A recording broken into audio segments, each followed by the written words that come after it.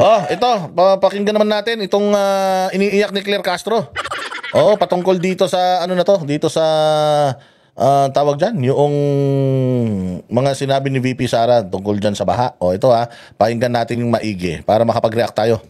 Yan po, si statement ni VP Sara Duterte na nagpalala ang lack of preparedness ng Marcos administration sa nararanasan ngayong problema ng pagbaha. Oh, may preparasyon ba ang Pangulong Marcos sa pagpapalala ng baha?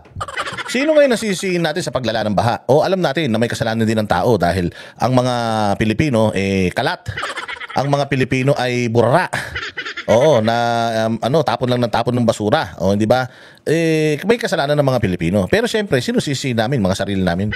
Kaya nga tayo may gobyerno para kapag may nangyayari, kaya para may gumawa ng mga bagay-bagay para sa atin. Bagamat hindi naman 100% dapat gobyerno, may tulong din ang mga Pilipino, pero syempre kayo nga yung gobyerno So dapat nag-i-impose kayo. O halimbawa ako, makalat ako, o di mag-impose ka na mas stricto na batas para sa mga nagkakalat. Ipabitay mo. Lahat na nagtatapon sa estero, ibitin mo pati warik. Kaya ipalamon mo yung mga tinatapon nila sa estero. Ganun. Gawin ninyo yung mga nararapat na mga batas at paraan para tayo mga Pilipino maging disiplinado. Sinisisi natin natural, gobyerno, natural, palasyo.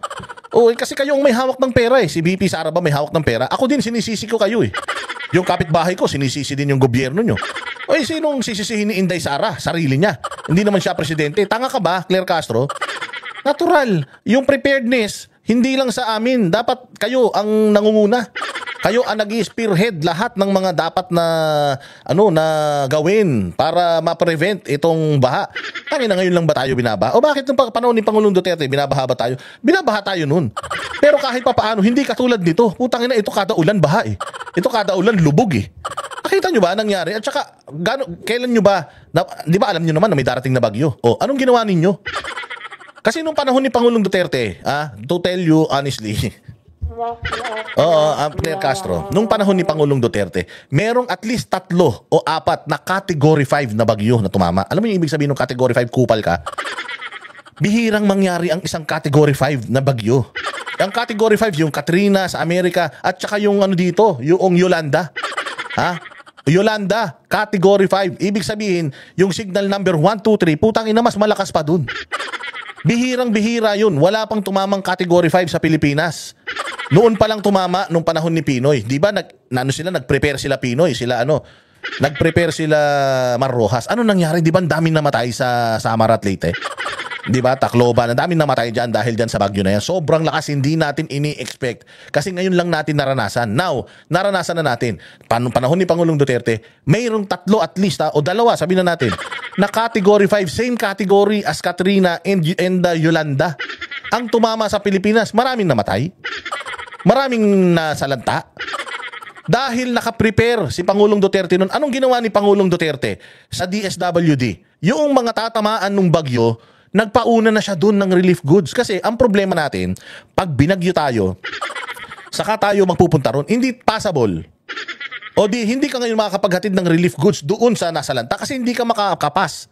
Ang gagawin mo, helicopter lang. Ganun din, wala rin malandingan yung helicopter. At saka konti lang yung kayang dali na helicopter na relief goods. So hindi ka makakapagserbisyo. Yun yung ibig sabihin dito ni Inday Sara. Kaya nga, di ba si Inday Sara, anong ginawa niya? Noong siya naging Vice President, gumawa siya ng maraming satellite offices ng Office of the Vice President para yung tulong, hindi na kailangan yung tao ang magpunta sa Office of the Vice President sa Maynila para lang humingi ng tulong. Bawat region, merong satellite office ang Office of the Vice President. Doon na pupunta yung mga tao. Hindi na rin ang Office of the Vice President yung pupunta sa mga lugar-lugar para lang magtanong sinong kailangan ng tulong. Naglagay na sila bawat region para yung tao doon na pupunta instead lahat magpunta sa Maynila. Ganon ang preparedness, katalino mga Duterte. Tatanga-tanga ka, Claire. Inutil kang hayop ka. Ngayon, pagka bumagyo, may harang, hindi makapunta. Ano panahon ni Pangulong Duterte? Patama yung bagyo. Saan? Sa halimbawa, sa Pampanga. Ganun ba? Lahat na ng relief goods, dalhin nyo na sa Pampanga. Meron tayong DSWD warehouse doon, ilagay nyo na doon para pag bagyo, hindi passable yung lugar at walang makakarating na ayuda, meron na sa loob na i-distribute doon sa mga tao. Naintindihan mo? Gaga ka? Yun yung sinasabing preparedness. Kasi yung sinasabi ni Bongbong Marcos that this is new normal, totoo naman yan.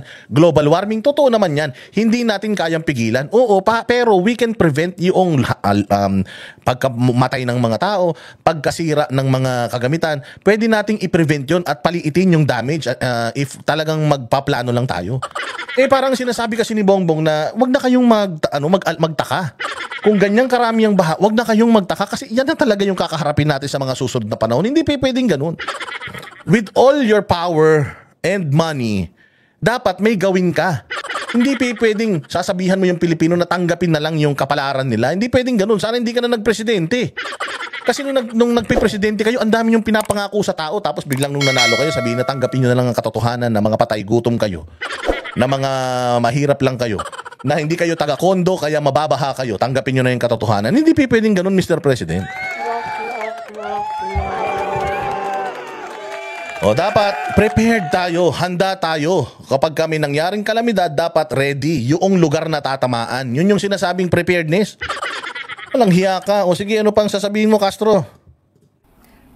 Unang-una po ay hindi naman po talaga malalaman marahil ni Vice Presidente kung ano po ang pag-prepare ng administrasyon patungkol po dito sa Bagyong Krising. Sabihin mo kung anong prepare.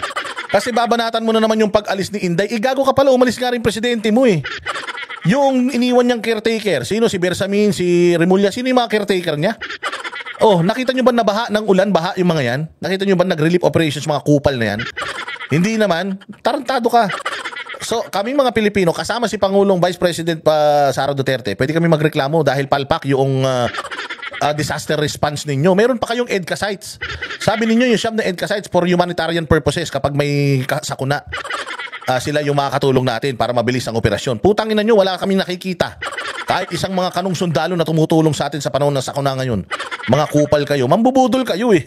Dahil wala po siya sa bansa at nagbabakasyon siya sa The Hague. Oh, At ba't ba naiinggit ka? Kung nagbabakasyon siya, putangin na mo, kung gusto magbakasyon ka na rin. Kahit nga magpakamatay ka ngayon, wala kaming paki. Oh, masyado kang inggitera. Kung siya ay nagbabakasyon, kita mo paano nag-operate ang Office of the Vice President. Ang daming volunteers, ang dami nilang nabigyan ng tulong, nauna pa sila kaysa sa inyo. Dahil mga pagpupulong na ito na kasama po bago po umalis ang Pangulong Marcos papuntang US, hindi po rin niya ito malamang nakita at nabalitaan. Kasi nga hindi mo binabalita, tanga. Ang trabaho mo kasi ibalita sa taong bayan kung ano yung ginagawa ninyo. Hindi eh. Ngayon kini-question niya. Sinasagot mo ba yung question niya? Hindi. Ang sinasabi mo lang, puro ad hominem na siya, nagba-abroad, bla bla bla bla bla. Ang tamang sagot kasi John Claire Castro, yung mga napag-usapan nyo sa meeting, kung paano kayo nag-prepare, dapat yun ang sinagot mo kay Inday Sara. Anong sinasabi mo, Inday, di kami nag-prepare? Sa katunayan nga, yung DSWD, inantay na nila sa airport yung bagyo. Sinalubong na nga nila dun eh. O di ba dapat may mga ganun kang ispatotsyada at mga statement? Hindi, ang binabanatan mo lang yung pagpunta ni Vice President sa Dahig.